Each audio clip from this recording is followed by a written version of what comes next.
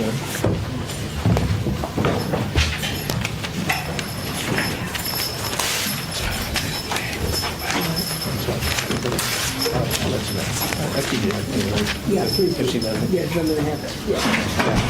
man has been sentenced to 88 years in prison in connection with a deadly shooting that took place at a Broad Ripple bar in 2024, an incident that left one person dead and 5 others injured. The convicted individual, 25-year-old Nicholas Fulk, was found guilty of murder, aggravated battery, and multiple counts of battery involving a deadly weapon after a 3-day trial held in March. Marion County Prosecutor Ryan Mears confirmed that Fulk will serve his sentence in the Indiana Department of Correction. He also praised the strength and dignity shown by the family of the victim throughout the legal process. The victim, 36-year-old Timothy Brown Jr., was remembered by prosecutors as a devoted father, brother, son, and mentor who had a positive impact on his community. The case stems from a shooting that occurred inside the Landsharks bar on Broad Ripple Avenue on March 16, 2024. According to investigators, an argument between 2 women escalated inside the venue shortly before the incident. As people moved toward the exit, Fulk reportedly took a firearm and opened fire. Authorities confirmed that none of the injured individuals were involved in the initial argument. Police later used surveillance footage and automated license plate recognition technology to track the suspect's vehicle to his residence, where he was arrested. Investigators also recovered clothing worn during the incident and a firearm linked to the case. Following earlier violence in the area, local organizations had already introduced safety improvements in Broad Ripple, including increased security cameras, better lighting, and revised closing procedures for establishments. Now let's listen to the sentence of this case. The court considers Mr. Fulk to be particularly violent, dangerous, and callous. That's what his actions showed me that night. I heard from the family today how Tim Brown was a son, he was a brother, an uncle, a cousin, a coach, a mentor. He was a helper. He showed up for people. He made a significant impact on so many people, not just his family, but the community as well. And his family has showed up for him today. I think you can tell by the packed courtroom just how beloved Tim was. The loss, the impact that his death has had is immeasurable. You've heard the family talk about the physical impact of the intense pain from losing such a key part of their family. But most importantly, Tim was a father. He leaves a little girl a legacy behind, and I know that she will do amazing things with her life because she has the support from her family. When it comes to crafting a sentence, I know that the court has an incredibly difficult task. However, there are some statutory aggravators that I would ask the court to consider. Obviously, no sentence that is imposed, no number of years, will come close to filling the void of Tim's loss to his family. But not just him, there were 5 other people that were injured that night. 5 people who had just gone to the bar to have a good time, whose lives were also impacted that night. So I would ask the court first and foremost to consider the nature and circumstances of the case. Mr. Fulk circumvented safety measures that were in place. He snuck a gun into a place where guns are not allowed for probably very obvious reasons. You can't have guns in a bar full of people who are intoxicated, it's crowded, it's dark. But he did it anyway. He did it anyway, and then for some unknown reason, perhaps an argument that took place, we don't really know what happened that caused him to fire a gun. And you saw the video during the trial. That gun is pointed straight at the crowd of people. And he fired it again and again and again. And he struck Tim 5 times, and he struck 5 other people. People who then left with broken bones and scars and emotional trauma from that night. Not only that, he terrified hundreds more. That bar, the video is so impactful as you watch a sea of people just drop to the ground, terrified for their lives because of Mr. Fulk's actions.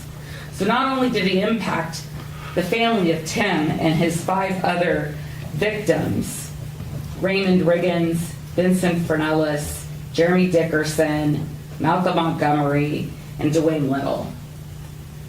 All of those people were impacted that night, and so I would ask the court to consider the nature and circumstances of the event because it was so overwhelmingly uncalled for and risky. It is a miracle that no more than the 6 people who were injured or killed were injured that night. The second aggravator I'd ask the court to consider is Mr. Fulk's history of criminal behavior. He has a lengthy juvenile history that involves a number of arrests, a number of true findings, and with those true findings come again and again failed components. He went to juvenile DOC, I believe, twice. His juvenile true findings include intimidation as a D felony, theft as a D felony, burglary as a level 4 felony, as well as a number of other arrests. Then I would ask you to look at Mr. Fulk's adult history. His first conviction is the burglary as a level 4 in 2017. And on that sentence, he had a community corrections violation and ended up in the Department of Correction. He then had a number of other arrests, including a strangulation in 2021. He also had a theft in 2023 with, again, a probation violation where he was sentenced to the Marion County Jail, as well as another theft case with the same outcome, a probation violation. Again and again and again, Mr. Fulk encountered the criminal justice system from the time I believe he was 14 at his first arrest until today. Additionally, while he was in custody, he's had a number of violations, as well as being charged with a new offense. He had violations in July of 2024 for assault. He had a violation in April of 2025 for assault on a staff member. He had a violation also in April of 2025 for disruption of jail operations. And then the final aggravator that I would ask the court to consider is the fact that he has recently violated the conditions of his probation, his parole, community corrections, or pretrial release. I went through the pre-sentence investigation, and I noticed that the cases just overlapped and overlapped and overlapped. And so I looked at all of the different offenses, and I did the math on them. And since 2014, I believe, or 2016, Mr. Fulk has only been not under the supervision of the court for either a filed case or some sort of a community correction sentence or at the Department of Corrections or the Adult Detention Center for 292 days. That is the only amount of time where he has been just walking around as a completely unencumbered person in this city. The entire rest of his life has been committing one offense after another, after another, after another. At times, only a week to 2 weeks in between. He was on pretrial release, or on probation, I apologize, for 2 offenses when this offense was occurred. So I would ask the court to consider all of those aggravators.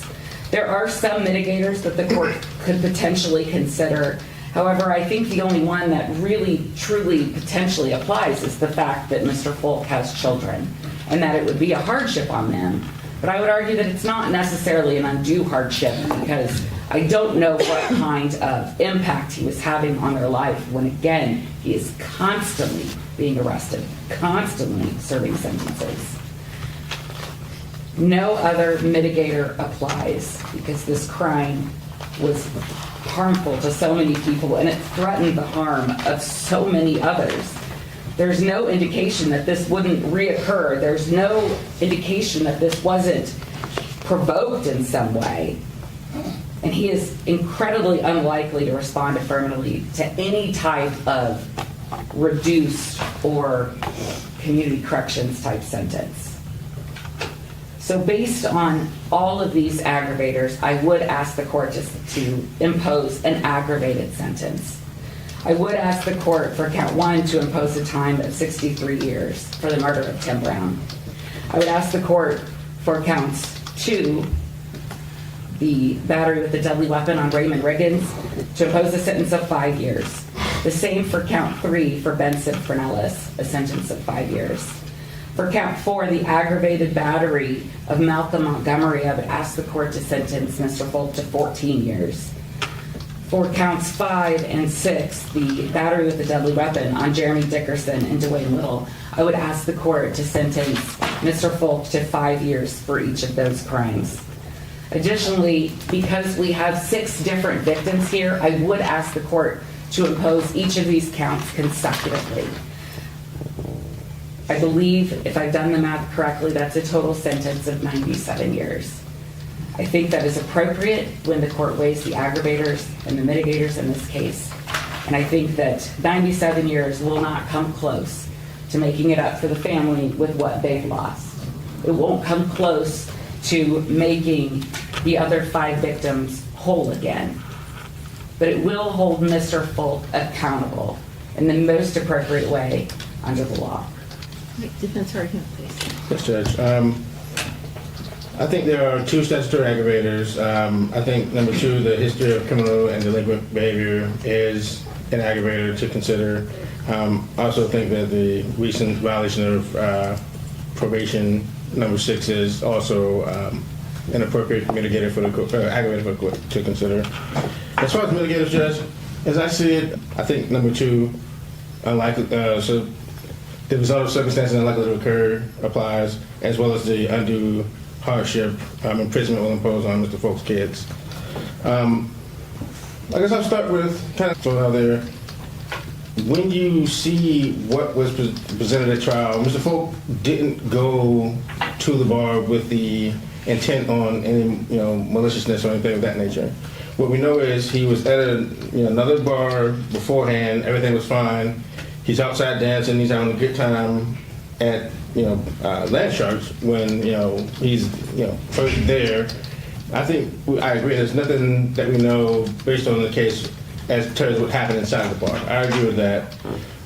But I started to say he's not someone who went into this situation knowing what was going to happen.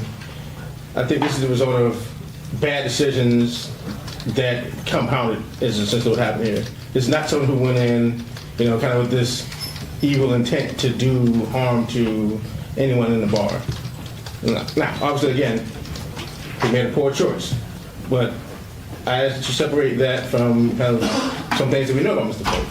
We know he does have 4 children, 2 sets of twins, that he was active and, engaged in their life. We know that he was someone who was in school. He was someone who had a job. So he's someone who, was trying to, be a productive member of society. I think looking at the PSI, kind of the juvenile things that the prosecutor talked about are kind of indicative of instability as a child, and things that happened to him as a kid. I think throughout that he has tried to be productive, a productive member of society as much as he can, and I think he's someone who has tried.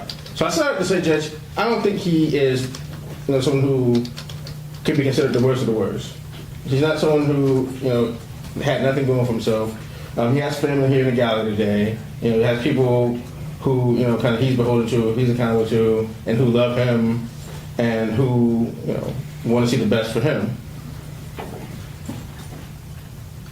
Looking at all these things, Judge, I think I would ask the court to consider, based on kind of the speed and the chaos, to run some of these counts concurrently and not run them all consecutively.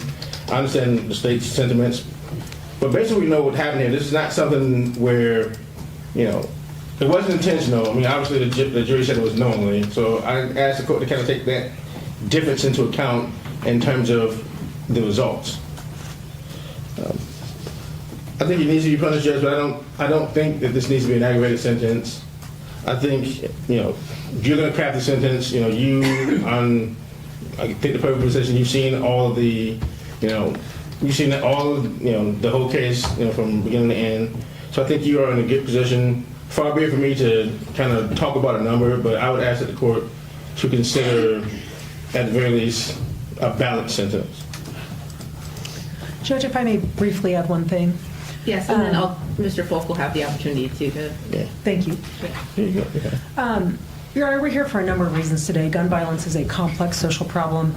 Mr. Fulk had and exercised agency that night. We are not minimizing that, although we do maintain that this was criminal recklessness. We are here in part because of our government's abject failure to protect us from gun violence. We would not be here if our government had made appropriate efforts to protect our community from gun violence. So I wish to add, again, that this is a complex social problem that cannot be laying at the feet solely of Mr. Fulk. And so for those reasons, we are asking for a more mitigated sentence than the state is requesting.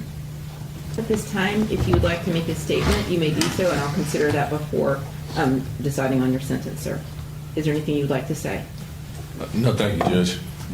The pre-sentence report with the correction that was made with respect to the juvenile record, the evidence that was presented at trial, the evidence that was presented during this hearing, Exhibits 1, 2, and A, those were letters presented by both parties that the court had the opportunity to read, and then to consider them.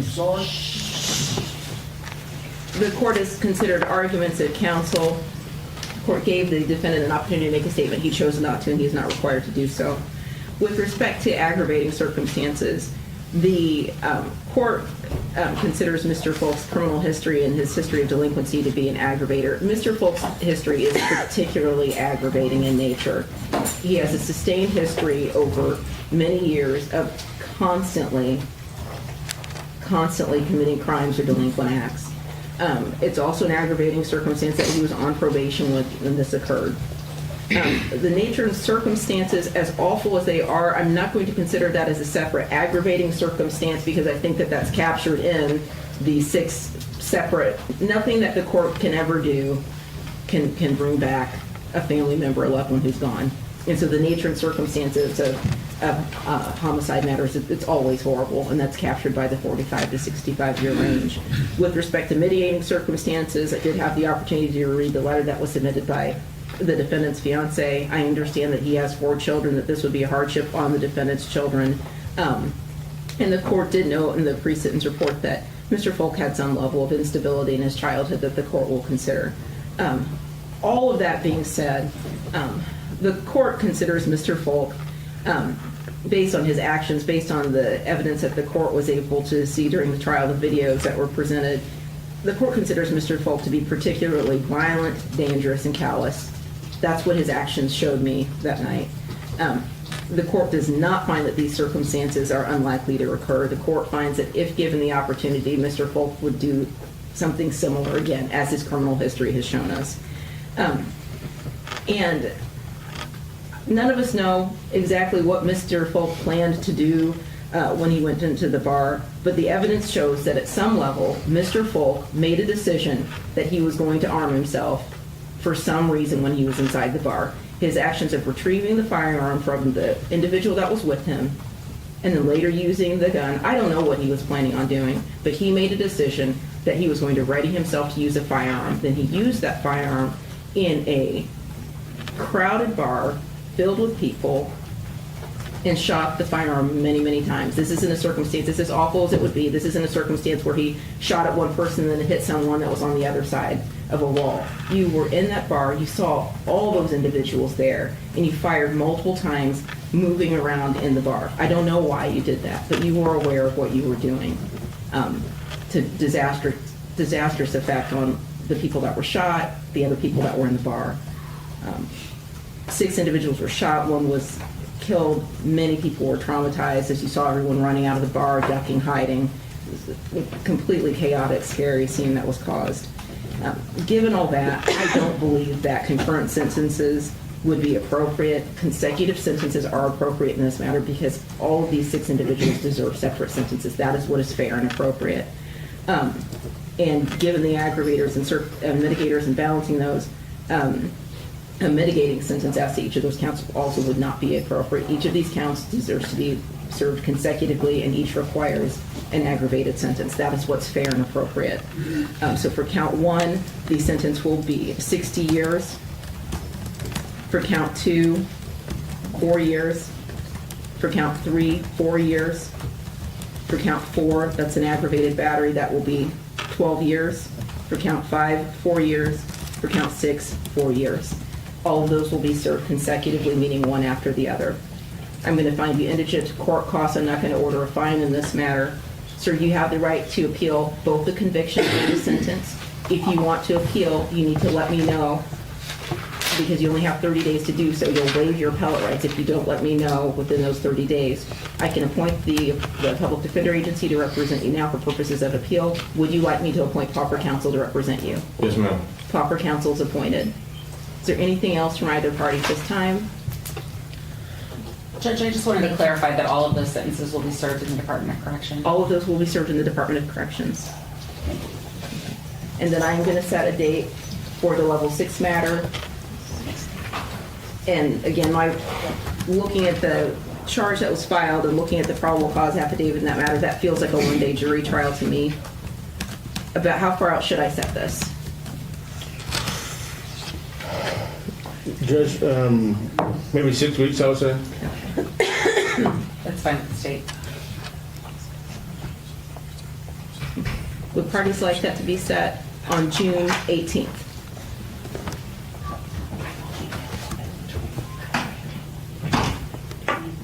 What was the date? Let me make sure on the phone. June 18th. If I could have one separate one. And it's one count of battery on a public safety official. That's fine. Yeah, that's fine with the state. Right, June 18th at 8:30 is the jury trial date, and then I'll set a final pre-trial date.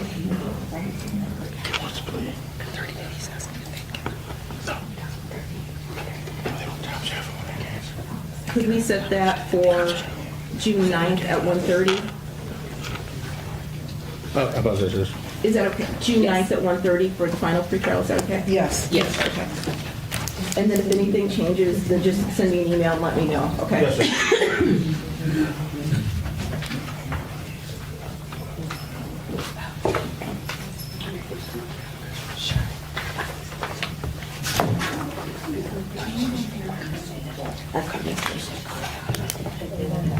Okay, and then I am going to ask everyone in the gallery that was here for the sentencing on Mr. Fulk to follow the deputy's instructions if they have instructions for you with respect to how you exit or in what order they want you to exit the courtroom. Please follow the deputy's instructions.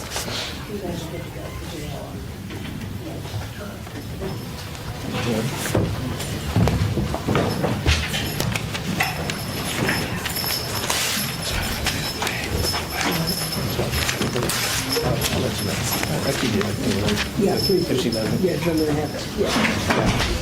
The court proceedings in this case centered on a mass shooting inside a crowded bar that resulted in 1 death and multiple injuries. The core legal conflict involved determining appropriate punishment for a defendant with a significant criminal history and multiple violent charges, including murder and aggravated battery.